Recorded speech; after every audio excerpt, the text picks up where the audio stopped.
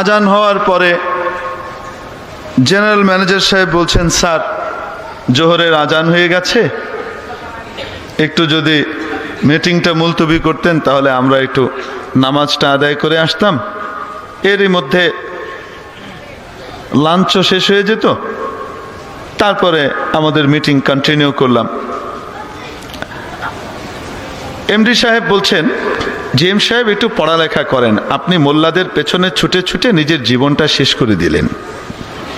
এই সমস্ত অর্ধশিক্ষিত ইলিটারেট মোল্লাদের পেছনে আর কদিন ছুটবেন? ওরা তো কোনো জিনিসকে সহজ করতেই জানে না, ওরা খালি কঠিন করতে জানে।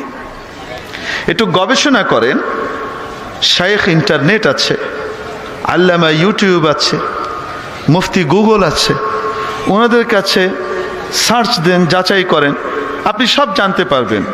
আর তাছাড়া এখন বুখারী শরীফ, মুসলিম শরীফ এগুলো বাংলা ইংরেজিতে ট্রান্সলেট হয়ে চলে এসেছে। মোল্লাদের কাছে যাওয়ার দরকার কি? আপনি নিজেই তাফসির পড়বেন আর হাদিস পড়বেন, গবেষণা করবেন, আমল করবেন। শোনেন, আপনি যে জোহরের সালাত আদায়ের কথা বলছেন, নামাজের কথা, সালাত মানে হলো দোয়া। আপনি সার্চ দিয়ে দেখেন, দোয়া।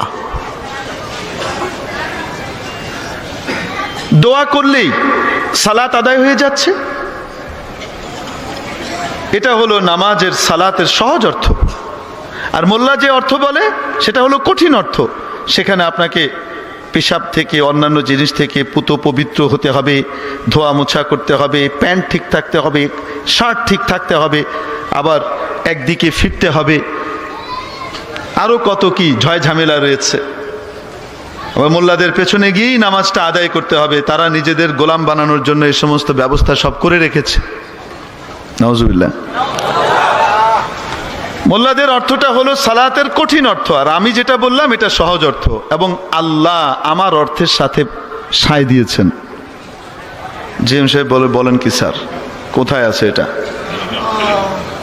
যে রব্বুল আলামিন বলেছেন, ইউরিদুল্লাহু বিকুমুল ইউসরা ওয়া লা ইউরিদু বিকুমুল উসর। আল্লাহ তোমাদের জন্য সহজটা চান, কঠিনটা চান না। সালাতের আমি যে অর্থ বললাম এটা হলো সহজ, আর মাওলানা আর মোল্লারা যেটা বলে সেটা হলো কঠিন। বোঝা গেল আল্লাহ কঠিনটা চান না, মাওলানাদেরটা চান না, আমারটা চান। কি জবরদস্ত মুফতি, গবেষক, স্টাডি করে। আমাদেরকে মাঝে মাঝে বলে, স্টাডি করেছি, গবেষণা করেছি, আমি এটার উপরে রিসার্চ করেছি। রিসার্চ করার জন্য কি যোগ্যতাটা লাগে অতটুকুর খবর তার নাই। কোন সাবজেক্টের উপরে রিসার্চ করতে হলে কম পক্ষে কত বছর পড়া লাগে হিসাব করেন। প্রি প্রাইমারি, প্লে নার্সারি, ছোট ওয়ান, তারপরে গিয়ে কি বড় ওয়ান, এবারে 10 বছর, 13 পরীক্ষা মিলিয়ে 14 বছর, তারপরে আবার 2 বছর ইন্টারমিডিয়েট লেভেল শেষ করার জন্য। কয় বছর হলো? 16 বছর। তারপরে আবার অনার্স করতে হবে, কয় বছর? মিনিমাম 4 বছর। কত হলো? 20 বছর। 20 বছর পড়ালেখার করার পরে, এরপরে যদি রেজাল্ট খুব ভালো হয়, মাস্টার্সের জন্য অ্যাপ্লাই করার পরে সুযোগ কাউকে দেওয়া হয়, আবার কাউকে দেওয়া হয়ও না। রেজাল্ট ভালো হলে মাস্টার্সের অনুমতি পায়। এখন থেকে মাত্র তার গবেষণা শুরু হচ্ছে, তাও স্বাধীনভাবে, নাকি প্রফেসরের আন্ডারে?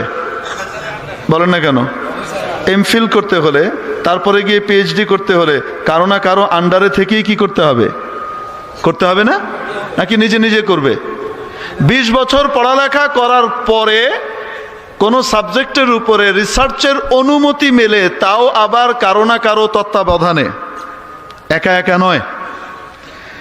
আর এদের দৃষ্টিতে গোটা বিশ্ব মানবতার ইহকাল পরকালের সমস্ত সমস্যার, সংকটের সমাধান যে কোরআন আর হাদিসের ভেতরে দেয়া আছে, সমস্ত বর্ণের, সমস্ত গোত্রের, সমস্ত রুচির, পৃথিবীর সমস্ত অঞ্চলের, সর্বকালের, সব রকমের চিন্তা চেতনাগত সমস্যার সমাধান যে কোরআন আর হাদিসের ভেতরে দেয়া আছে, এটার উপরে গবেষণা করার জন্য কোনো পড়ালেখা লাগে না। শুধু আরবি একটু আলিফ বাতাসা জিম হে খে